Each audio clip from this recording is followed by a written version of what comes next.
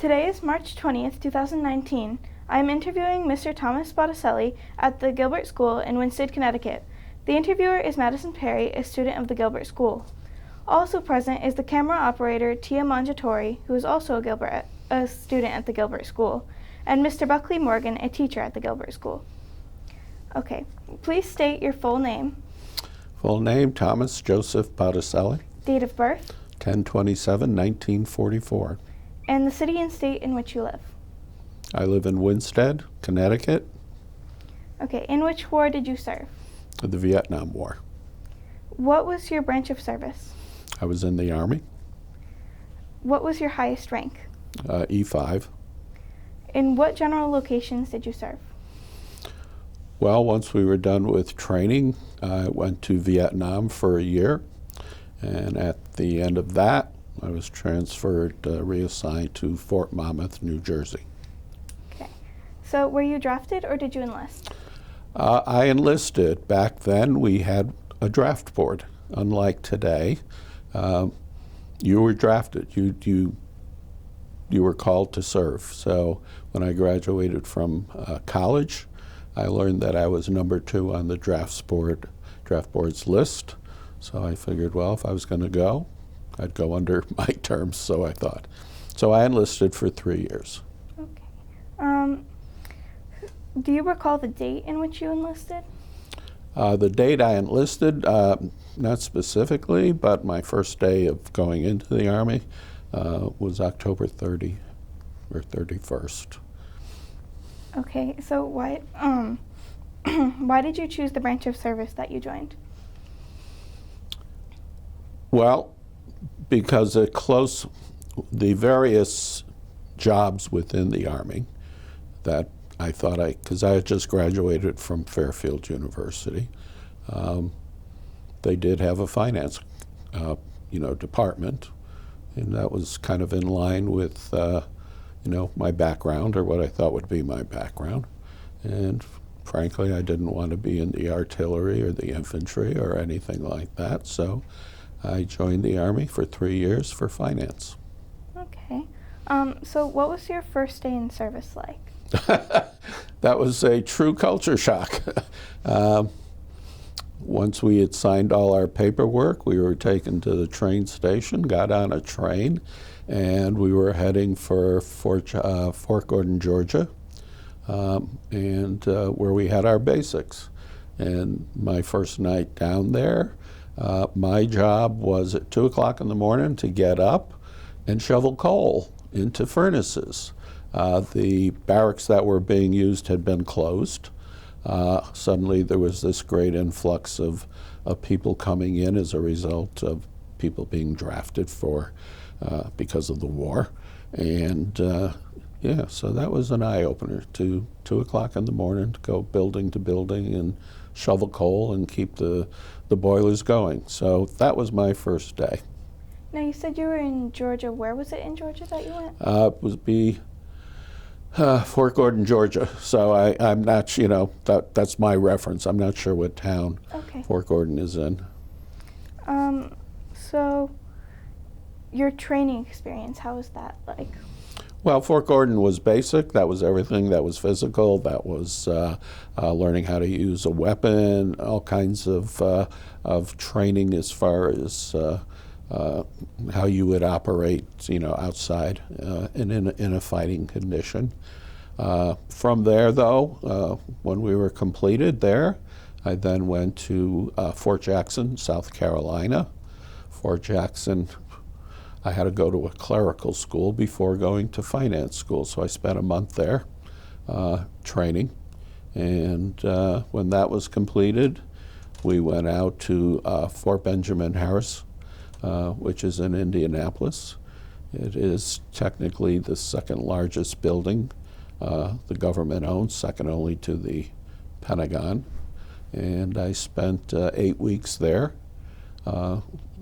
doing the finance courses, learning how to process people in, learning to do payroll, all those things. So from there, we were all given a month's leave from basic and eventually got our orders, and my orders were to go to Vietnam.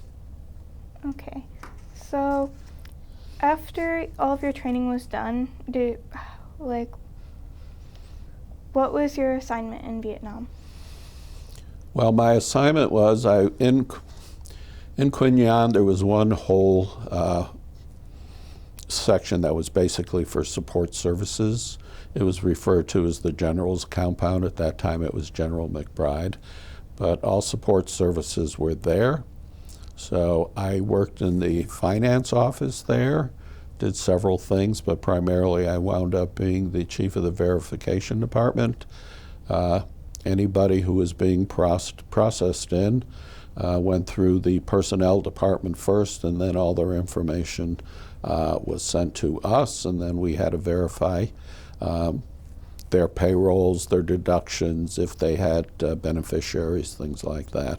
One of the things about serving in Vietnam was there was an additional hardship pay for being in a combat zone, and that pay was significant, but it was also tax-free. So you had to make sure all their information was complete and correct. Yeah. So what was your first impression of Vietnam when you got there? Well, first impression started in the plane because it was a war zone. And again, I have to keep saying back then, the government hired airline. You know, they chartered airline planes. So I flew on TWA. You know, they had the stewardesses, everything. It was as if you were taking a private, flight. And so it was like a 23-hour flight. We originally flew from Connecticut to California, and then from California to Vietnam. Now, if you've ever flown, you know that when you're going to land, you make these gradual, descents. But on this plane, as we approached Saigon, it was suddenly, and the captain came on and he says, we're about to do an unusual landing. And suddenly, it was like the plane went into a nosedive. He was up here, and then suddenly we're going almost like this, and he landed the plane. And the reason for that was because there was enemy fire around the airport, so they did all of this to divert from that and to come in too high for, anyone to effectively shoot down the plane. So that was like okay. And then we got off the plane, and there were all of these explosions. Not sure what they were, but I thought, well, I guess we're here. And then I was in Saigon for a couple of days, and then we got further orders that, for me, I was going up to Quy Nhon.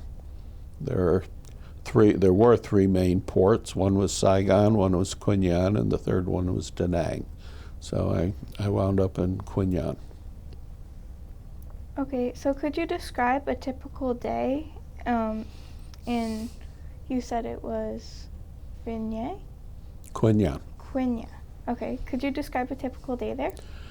Well, actually my year was divided into two in that up until I got there in June, and for probably the first 6 months it was, idyllic is not the word, but there was not much going on. See, I was there very early. I was there 67 to 68.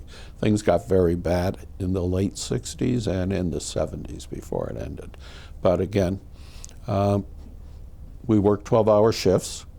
So we were at work at 6 in the morning and worked till 6 at night. And again, it was like working in a regular office. There were plenty to do. I mean, people were coming, people were going, and so we were always busy. And so we do a 12-hour day. There was a night shift. It was split. And I was fortunate because I was on the compound I was on. It was a whole notch above other compounds. Why? First of all, it was the general's compound, but more so, all of the sergeant majors in Quy Nhon lived on this compound. And so, we had our offices, there were the buildings. We had the EM Club, we had the Red Cross Club. But the biggest difference in life was that because the sergeant majors lived on the compound, we had flush toilets. Okay, that sounds strange, but we had flush toilets. People across the way, literally on the other side of the fence, had 50-gallon drums. We had showers. People on the other side of the wall had, the outdoor showers, the big water tanks and stuff like that. So, yeah, it was weird to have that kind of situation, but definitely from that perspective, I was very fortunate. Yeah. So, how did you keep in touch with your family while in Vietnam? A lot of letter writing. Certainly not calling, that's for sure. So yeah, I had a lot of people writing me and a lot of people writing back. And one of the things I brought, I couldn't find anything I wanted, but I did find unexpectedly some of these old pictures. And they were pictures that I had sent home. And as I look at my handwriting, it's horrible back then, but just pictures over there so that they had some sense of what it was. So, yeah. And my sister got me a subscription to the New Britain Herald. So I used to get the New Britain Herald over there. Of course, I'd probably get 15 copies at one time, but still, even after the fact, it was good to read the local paper. So while you were in Vietnam, did you ever receive were you ever awarded any medals or citations? Just whatever is, again, I can't name them all, but yeah, I did. So, but again, it was for when I completed my service. When I said my year there was kind of divided in half, because once we got into 1968, the very first Tet Offensive occurred, and which had a big influence on me because the way Quy Nhon was set up,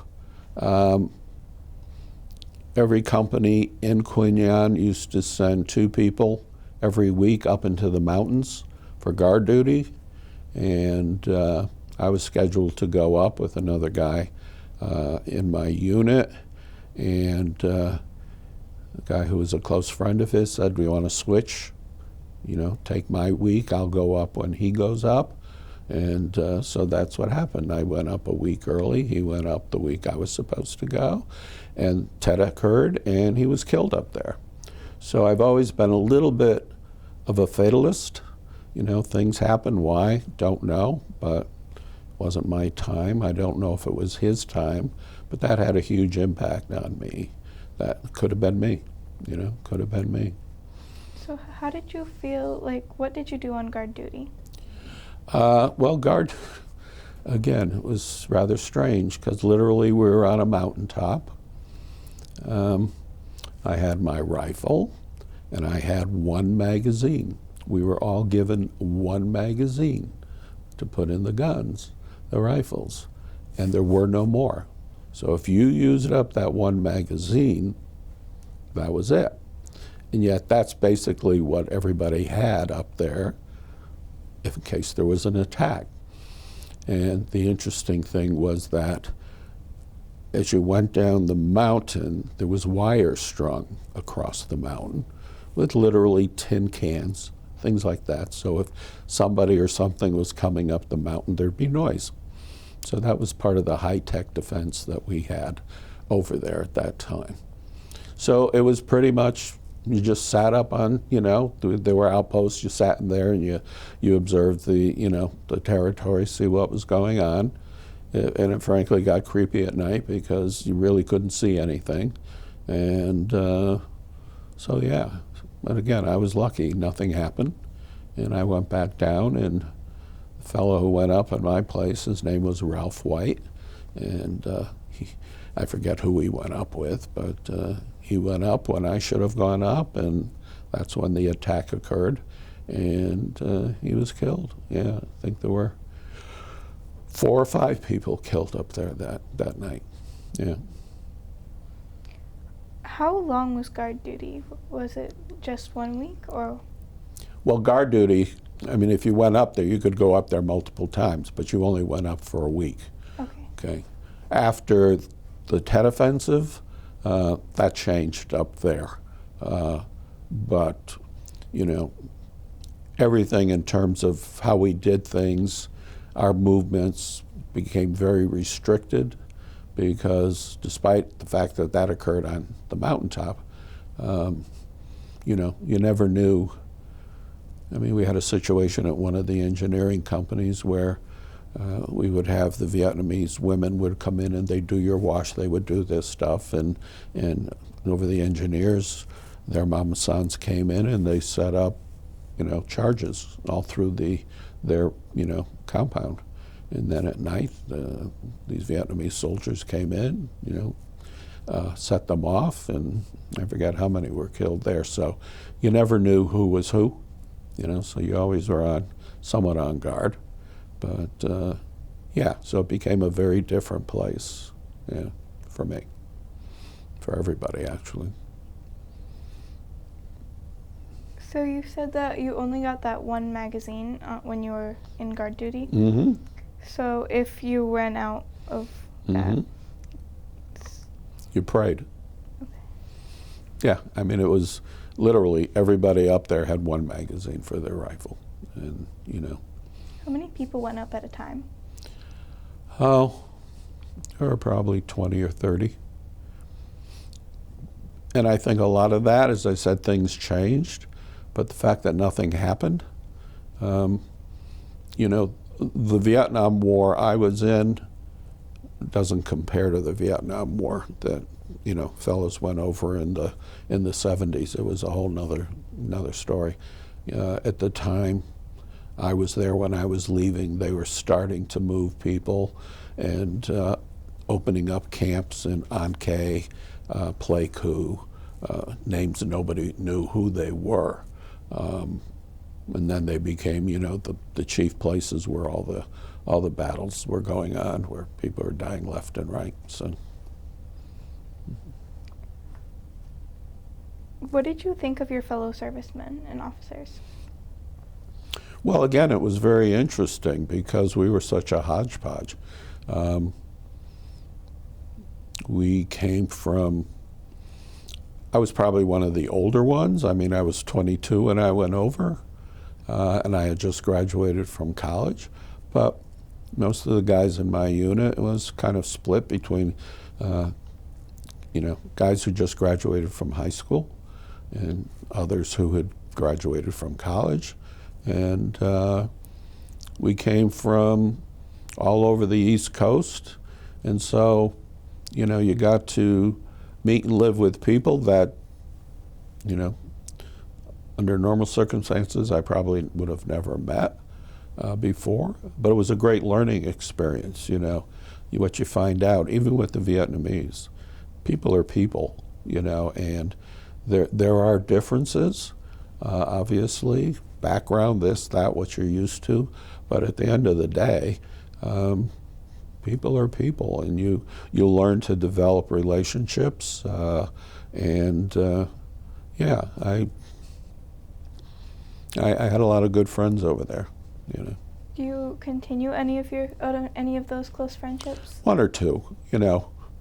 Some are no longer here. Some are just, you know, so far out that there's no way to keep contact.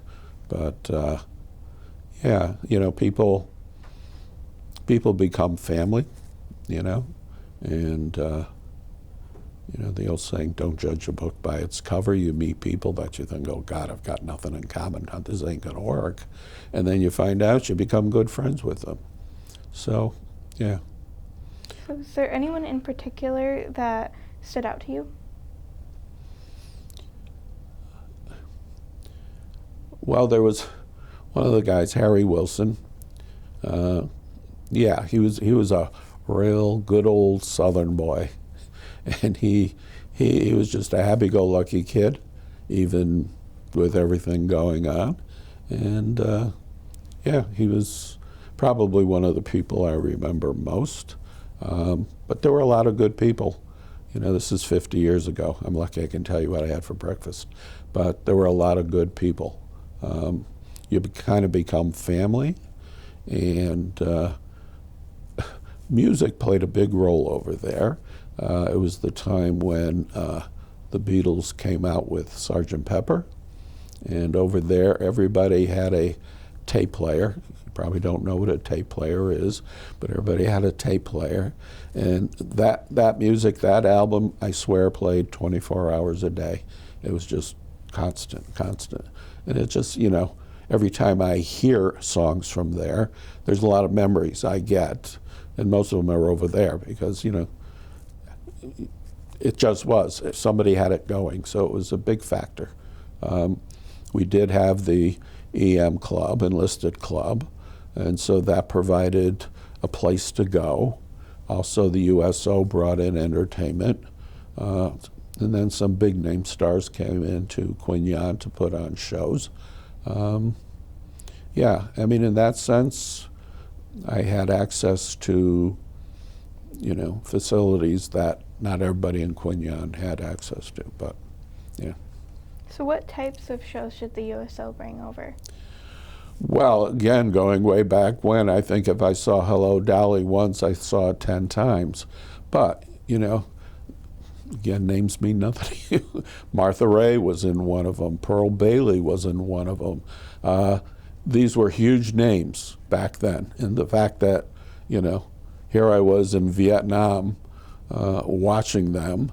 But there were a lot of bands who I never heard of, but that didn't matter. They came in and they put on shows, and for however long the shows lasted, they were just great. They took you out of the environment. They gave you, maybe an hour of entertainment. You didn't think about this or that. So, and then the USL also had its own building, and they provided coffee and donuts, which is the joke.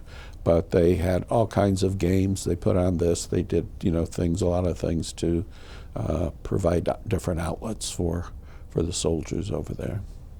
How often did the USO do things like that? Well, the USO on the compound did it every day. Okay.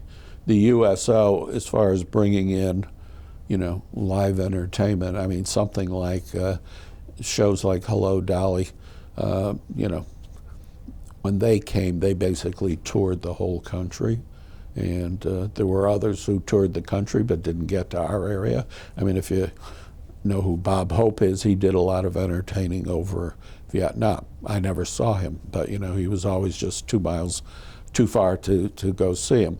But yeah, I mean, again, back then, different times, they provided a great service. Do you recall any particularly humorous or unusual events or pranks during your service? Okay. Well, it depends on.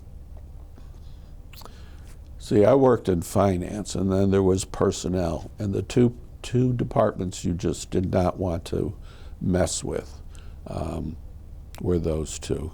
And I always remember there were these 3 guys who were a real problem to personnel, to guys in personnel. They were just major jerks, and probably shouldn't even say this, but when they left to go back home, they went to Fort Lewis. I have no idea where their records went to, but things like that happen. And again, when I was at Fort Monmouth, I was the head military cashier. If you were a non-in-training Army soldier, you came to me to get paid. And again, there were some jerks that I lived with. And so my revenge on them was, come payday, when I paid them all in quarters. So I had permission. I went to the head of the division. I went to my military boss, my civilian boss. They all just thought it was great. So they got paid. Quarters were legal tender. So they all got paid in quarters. So that was and humorous, no, but I would have generals come up to get paid. You always had to show your ID, and never a problem. The only time I had problems was when I had a new lieutenant who for some reason thought they were exempt. And so I told this one lieutenant that I needed his ID, and he says, "You don't need my ID, blah, blah, blah." He was just giving me a lot of grief. And this full bird colonel was right behind him, and he tapped him on the shoulder, and he said, "See what I have in my hand? It's my ID. Now get yours out." He didn't quite put it that politely, but so I thought that was funny, along with the guy who came to my counter and handed me a note and says, "I want all your money." Ha ha, except I kicked my alarm. So, he had to deal with that too. So those are probably, as far as paying people. But we paid out a lot of money. Yeah, I paid out over $40 million while I was there. Did you keep a journal while you were there? No, I wrote a lot of letters. And the thing I was surprised when I found these pictures, is I obviously sent them home because I wrote on the back where I was, what I was doing. And so that's how I try to keep my family involved. But, a couple of years ago I spoke to the kids at school on Veterans Day. And Mrs. Saltaire introduced me and introduced the fact that I was, president of the trust. And, so it was a nice presentation. There were a lot of questions. But it suddenly dawned on me, you're looking at me. I'm 74 years old. I'm slightly overweight. I have gray hair. And yet, that's not the person who went to Vietnam. It was this skinny kid who weighed 135 pounds and was 22 years old. And so it was somewhat of did not go over with a whole lot of knowledge in terms of, how do you deal with and how do you act in a war situation. So I learned a lot, yeah. Okay, so can you recall the date in which your service ended? Yeah, I believe it was October 30th, 1969. Where were you at the time? I was at Fort Monmouth, New Jersey. And I do remember the day I left. What was that day like? Can you tell me about that day? Well, everybody that was in my barracks had gone off, to work, to do their jobs. And by the time I was ready to leave, there was nobody there, So, which was, that was fine. But as I left, I kind of just turned around and looked at this barracks, and I thought it seemed hard to believe that 3 years had already come and gone, because it seemed a lot longer. But I was just very glad to go home. I met my wife at Fort Monmouth. She was a civilian there. So I knew I was going to be in the area a lot. We got married the following May of 1970. And I was pleased to have it over and done with. So what was your homecoming like? Well, from getting out of the Army, it was, everybody was pleased to have me home. But what I often talk about, though, is when I came back from Vietnam. It was another world. We praise the military for their service now. If someone sees you in an airport, people buy you coffee, people do this, they thank you for your service. When I came back from Vietnam, we were told, absolutely, positively, do not wear your uniforms when you're going through an airport or when you're traveling, because you could be attacked. I mean, we were not thanked. We were not, greeted with open arms. It was very much, don't let anybody know you're in the military, because people were very hostile. And even when I got home, not that they were hostile, but questions I was being asked, I'm thinking, my God, why are you even asking me that? So I was glad to be home, but it wasn't a totally pleasant experience coming home. So how did you feel about how nobody was thanking you, or? I don't think I even thought about it, because that's just how it was. But as time has gone on and the whole culture has changed, I think those in the military now are very fortunate, and I think hindsight, people have now said, oh, these guys who were in Vietnam, you know, they didn't get that recognition. So people are very good about doing it now. But I think one of the reasons why so many Vietnam veterans have problems, drug problems, homelessness, things like that, is they had none of the facilities to provide them with help, and they didn't get that kind of welcome. So I think it's great the way it is today. You know, 3 years ago, whenever I came to the Vietnam celebration here, that was the first time somebody ever said to me, "Thank you for your service." And I said that to Mrs. Salter. I said, this is a little overwhelming, you know, because after 50 some odd years, or at that point 40 some odd years, you know, it was nice to hear someone say thank you. Was it hard to adjust once you got back? Well, I had a job already lined up, so it wasn't that I came back.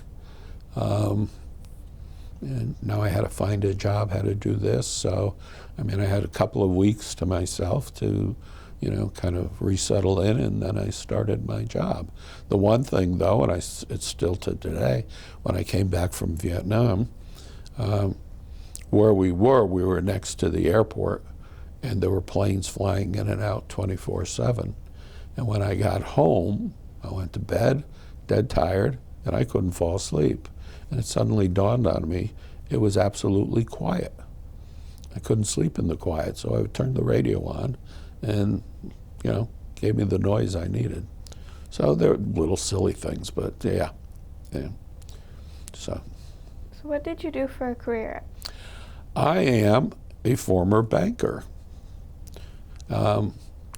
When I got back or came out of the Army, I worked for Hartford National Bank, and we bought a bank called Connecticut National Bank, so then we took their name, and then we became Shawmut Bank, and then from Shawmut, I never left my job. The banks kept changing. And then we became, from Shawmut, we became Fleet, and then we became Fleet Financial. I handled corporate pensions, profit sharing plans. I had some huge accounts. My specialty, if it was a square peg looking to go into a round hole, I got the accounts. I used to have a huge relationship with that, and I was the trustee for all of their pension and profit sharing plans for all their clients. Used to travel all over the country. I had an account with Pitney Bowes, which ultimately became a $1 billion account. All had to do with a postage meter machine, but again, traveled all over the country with them. So I had some significant experiences when I was working. I headed up a division. I headed up, in my course of different things, headed up a branch system. So I was very fortunate. And I retired early because the bank then became what I didn't like. So. Did you join any veteran organizations? No. And I find in the last couple of years I probably have talked more about my service than I never talked about my service ever. So, yeah. If there was a show on TV about Vietnam, I never watched it. I watched MASH, that was the Korean War, but I never watched any shows that, were taking place in Vietnam. That's part of the psychology here, I guess, but yeah. So how do you think your service impacted the rest of your life and your views? Well, I think because I grew up somewhat isolated. I was born and raised in New Britain. I jokingly say, but there's a lot of truth, I grew up in the Italian ghetto. In New Britain, there was the Italian neighborhood, there was the Polish neighborhood, the Irish, the French, and I could walk for blocks and everybody was Italian, everybody knew me. So I think one of the big things that happened for me, again, as I said earlier, I met people I probably never would have met before. You learn that what seem to be differences aren't really differences, and that you can get to know some really great people if you just open yourself to it. And as I said earlier, the whole business in TET, made me think that, okay, for whatever reason, I'm still here. I must have some reason. And I got when I was over there in Quin Yon, I used to volunteer, a couple of us did, at an orphanage in town. And we used to go once a week if we could and help teach English there. And so when I came back, actually more so when we moved out here, my wife and I moved to Winstead in 1974, and that's when I started becoming involved. I thought I had something to offer, and it started through education when my kids started school. I joined the PTO at Greenwoods, and I went to join, and I left the meeting. I was treasurer, and then the next year I was president. And then from there, I ran for the Board of Education. I served 8 years there. I came up to Gilbert in 1987. I represented the Board of Education as one of 2 members who were given seats on the trust. The rest is history there. I served on a couple of charter revisions. I'm one of the original founders of the Open Door. Served on planning and zoning. I was chairman of that. So I think what I learned and I carried forward was, if I'm still here, then I should be involved. I should see what I can give back. And I've enjoyed it. I think to me it's, if you come to appreciation breakfast in May, I say the exact same thing every year. When your time is done, people are not going to praise you for the number of houses you have or the number of cars you have. They're gonna say good things about you for what did you do to make, your community a better place. And that's what, you find that, unfortunately, as I see more and more people pass away, that's what you talk about, what they did for their families, what they did for their community. So, yeah. So what was your view on the Vietnam War? Well, certainly it was an extremely unpopular war, but when you're there, you don't see that because what you're watching is Army TV. So you didn't get that version. There are justified wars, World War II, the horrors are there. But it's very difficult for me to, if I say Quemoy and Matsu to you, you have no idea what I'm talking about. But that's why we went to war. So these tiny 2 islands, the whole premise was we can't let them fall because if they fall, then Southeast Asia will fall. And it just grew and grew and grew. And there's a wall in Washington with almost 60,000 names on it of people who died. And when I retired from banking, I said I want something to do. So I worked part-time at Bed Bath & Beyond. And when the store was opening, I was putting some displays together. I put a table together and I flipped the top over. And there's this big sign on it saying, Made in Vietnam. And I was absolutely stunned. 60,000 people died for what? Now they're our big, economic partner. Vietnam, when I was there, Quin Yon, when I was there, that's nobody's going to see that, but that's what downtown Quin Yon looked like. Nothing higher than a 2-story building. Quin Yon now is a prime vacation spot. Okay, it's got all of these resorts. It's a primary vacation spot in Vietnam. Pictures of the city that I've seen, they now have high-rise buildings. And I keep thinking, 60,000 people, why? So no, I think it was totally wrong, unfortunate. We we came away with nothing, and we came away with a lot of people who died and a lot of people who suffered and still suffer. So I'm not too high on the war. Okay, is there anything you would like to add to this that has not been covered in this interview? No, I think I was pleased. I was very proud of my service. You know, I went, did my duty, and from that perspective, I'm very pleased. But as I say, I think people who make decisions, I always said they should have been at the front of the line and see if they made the same decision. But, you know, we all went, did our duty, and unfortunately, a lot of people died for, frankly, no reason that I can see. But so that's it. Okay, I'd like to thank you for your service and also for taking the time to be interviewed today. Thank you. It was fun.